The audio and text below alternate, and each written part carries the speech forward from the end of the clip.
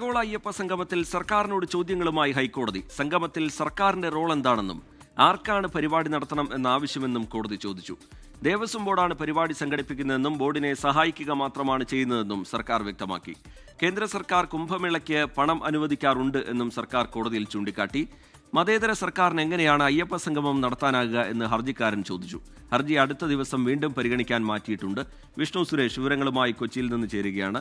വിഷ്ണു, കഴിഞ്ഞ ദിവസം ഈ വിഷയം പരിഗണിച്ചപ്പോൾ ഉയർത്തിയ അതേ ചോദ്യങ്ങൾ ഒരിക്കൽ കൂടി സർക്കാരിന് മുന്നിലേക്ക് വെക്കുകയാണ് കോടതി.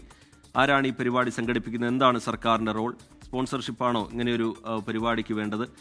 ഈ ചോദ്യങ്ങളിൽ തൃപ്തികരമായൊരു മറുപടി, കോടതിക്ക് തൃപ്തികരമായൊരു മറുപടി നൽകാൻ സർക്കാരിന് കഴിയുന്നുണ്ടോ വിഷ്ണു?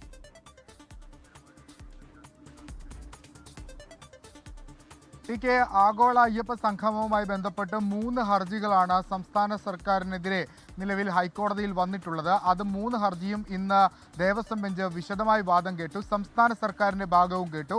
ഈ ഹർജിക്കാർ ഈ സംഗമത്തെ എതിർക്കുന്നത് പ്രധാനമായും 3 കാര്യങ്ങൾ പറഞ്ഞാണ്. ഒന്നൊരു മതേതര സർക്കാരിന് എങ്ങനെയാണ് ഒരു മതത്തെ പ്രോത്സാഹിപ്പിക്കുന്ന രീതിയിൽ ഒരു സംഗമം സംഘടിപ്പിക്കാൻ സാധിക്കുന്നത്? മറ്റൊന്ന് ഈ സ്പോൺസർഷിപ്പുമായി ബന്ധപ്പെട്ടുള്ള അവ്യക്തതയാണ്.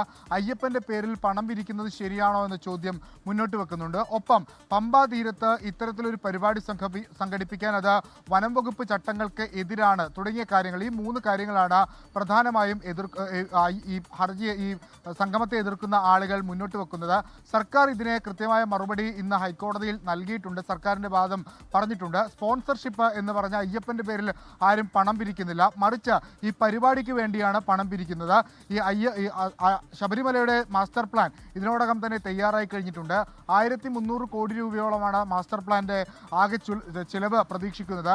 ഈ അയ്യപ്പ സംഗമം നടക്കുന്നത് വഴി മാസ്റ്റർ പ്ലാൻ നടപ്പിലാക്കുന്നത് വലിയ മുതൽക്കൂട്ടാകുമെന്ന നിലവിൽ സർക്കാർ ഹൈക്കോടതി അറിയിച്ചിട്ടുണ്ട്. ഈ സ്പോൺസർഷിപ്പിന്റെ കാര്യത്തിൽ ഹൈക്കോടതിയും ചില സംശയങ്ങൾ പ്രകടിപ്പിച്ചിരുന്നു. എങ്ങനെയാണ് അയ്യപ്പന് വേണ്ടിയല്ല എന്ന് പറയാൻ സാധിക്കുക എന്ന് കോടതി പറഞ്ഞു. ഈ ആഗോള അയ്യപ്പ സംഗമത്തിനും അയ്യപ്പന് വേണ്ടി എന്ന രീതിയിൽ എങ്ങനെയാണ് വേർതിരിച്ച് കാണാനാകുക തുടങ്ങിയ ചോദ്യങ്ങൾ ഹൈക്കോടതിയുടെ ഭാഗത്തുനിന്ന് ഇന്നുണ്ടായി. ഒപ്പം ഈ പന്തലിടുന്നതുമായി ബന്ധപ്പെട്ടുള്ള ചില സംശയങ്ങളും ഹൈക്കോടതി ചോദിക്കുകയും ചെയ്തു. വിശദമായ വാദം ഈ 3 ഹർജിയിൽ മേൽ നടന്നിട്ടുണ്ട്. ഒരു ചെറിയ വ്യക്തത കൂടി വരാനുള്ളത് ഇത് ഓർഡറിന് വേണ്ടി റിസർവ് ചെയ്തതാണോ എന്നുള്ള കാര്യമാണ്. അത് അല്പസമയത്തിനകം തന്നെ അക്കാര്യത്തിൽ വ്യക്തത വരും. സെപ്റ്റംബർ 20-ാം തീയതിയാണ് ആഗോള അയ്യപ്പ സംഗമം നടക്കുന്നത്. ആ ഒരു പശ്ചാത്തലത്തിൽ എത്രയും പെട്ടെന്ന് ഈ ഹർജികളിൽ തീർപ്പുണ്ടാകും എന്നുള്ള കാര്യം ഉറപ്പാണ്. ആ പശ്ചാത്തലത്തിൽ ഓർഡറിന് വേണ്ടി മാറ്റിയതാണോ എന്നുള്ള കാര്യത്തിലാണ് ഇനിയൊരു വ്യക്തത വരാനുള്ളത്. എന്നാലും സർക്കാരിന്റെ ഭാഗവും ഹർജിക്കാരുടെ ഭാഗവും വളരെ വ്യക്തമായി തന്നെ പറഞ്ഞിട്ടുണ്ട്.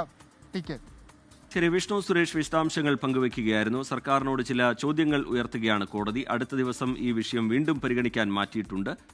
വിഷ്ണു അതിന്റെ വിശദാംശങ്ങൾ പങ്കുവയ്ക്കുകയായിരുന്നു.